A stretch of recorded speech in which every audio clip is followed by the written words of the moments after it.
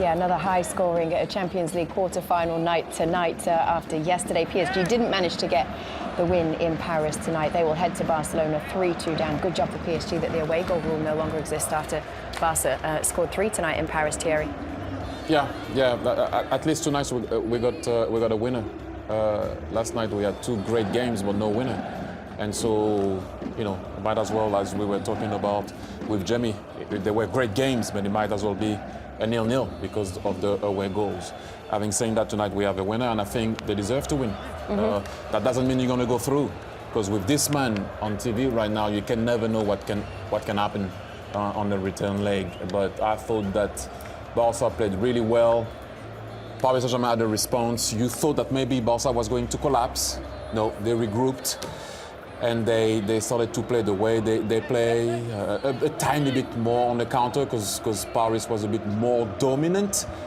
But nevertheless, to be able to win 3-2 away at the Parc des Princes is still a good result, but you still have another game to play. They conceded 2, a bit more than almost the same as they conceded the other day, in the last 7, but that's still good. Hey, Kate. What a couple of days we've had of football.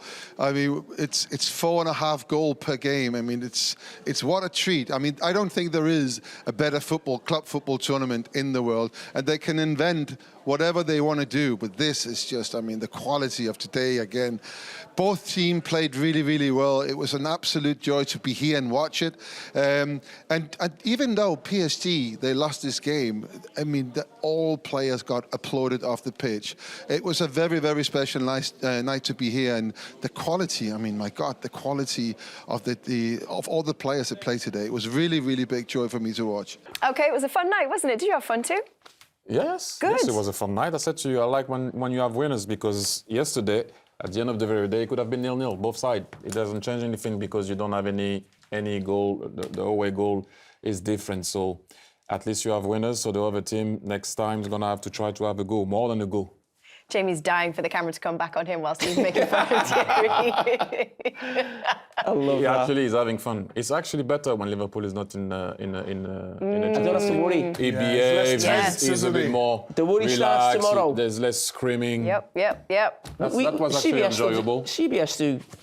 Yes, would you like to work it? I'll do the final. Oh, why not begin before? Interesting. Can I ask you about Vitinha, please? Vitinha? Thierry? Just because, obviously, I give Mbappe the big build-up.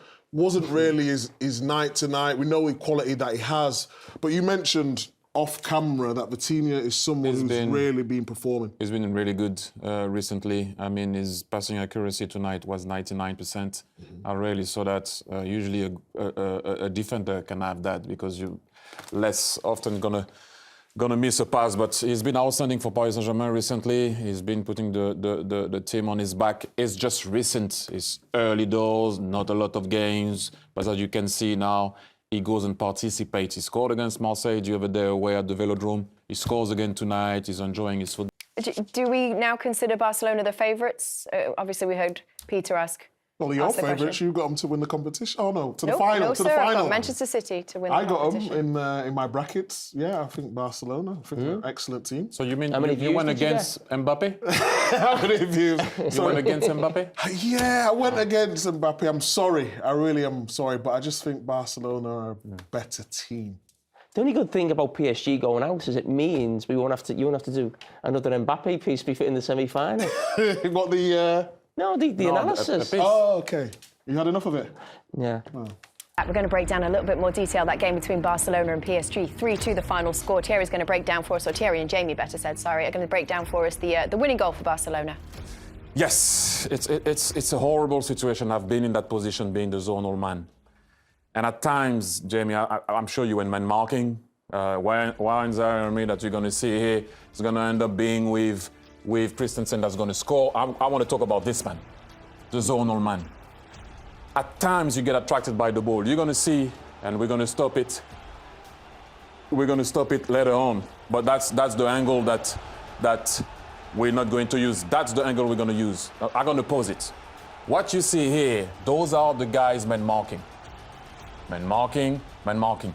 You are the best header of the ball for Paris Saint-Germain. I don't know why he's zonal. Normally, Jamie is usually a striker or a guy that cannot defend well. Usually the best man marking is man marking, right? But he's not man marking. You see where he is right now? At the level of where Donnarumma is, zonal, then be zonal. I got done in my career 2-3 times where you get attracted by the flight of the ball and you feel like you're going to save it and you're going to clear it. Next thing you know, you're going to vacate your space. Little man behind you, Thierry Henry, is going to battle with Christensen. It's not a battle. He's not winning that. Look at where he starts and look at how he's going to get attracted by the ball. I think one of the reasons why as well is that, we did zonal marking a lot, is that, and I've done this as well, because you almost take too much responsibility and you panic when you see this, and you might see him getting away from his player and you feel like you want to help and you want to get involved. You know, he's the captain, he's the leader. Right, I've got to fix this situation. And then, as you said, he doesn't end up doing his actual own job. Would you call that because you wanted to do? You've done it also? When you got done, attracted by the flight of the ball, you can roll it. You're going to see where he started. Pause. That's the goal now. Let it go. Pause. Go back. If you can show it where he's going to land. Where he lands is also important because you see where he's missing it. Is the 2, 3, 4 steps that it takes to get the ball.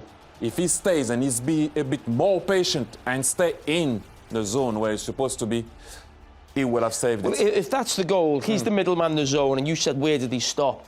He actually stops in the face zone. So normally they have one here in the middle. Normally in a zone, you'll have one level with the post, one in the middle, maybe one at the back This post. is what Barcelona is doing. Yeah. But normally, I played with Tim Cahill. I played with guys that were good at attracting the ball. He would have been standing here. Yeah. And give himself a chance to attack it. Once you go that way, instead of going that way first to attack that, once you go that way, if the delivery is good, what I'm trying to say is, you get attracted, you should never pass that post. If they don't do their job here and they score, that's technically not on you, but you want to help. And by helping, wanting to help, you end up not helping. You can let it roll again, but I just wanted to show where it ends up at the end of the corner. So he was there. Go. So he was there. Go. Stop. You were there. You end up being here. It's too far. And then the little man, we can talk about Thierry Henry not winning the battle, but everything. But if you stay in your zone, you wouldn't have considered that goal. It happened to me. And me. It's a tough one.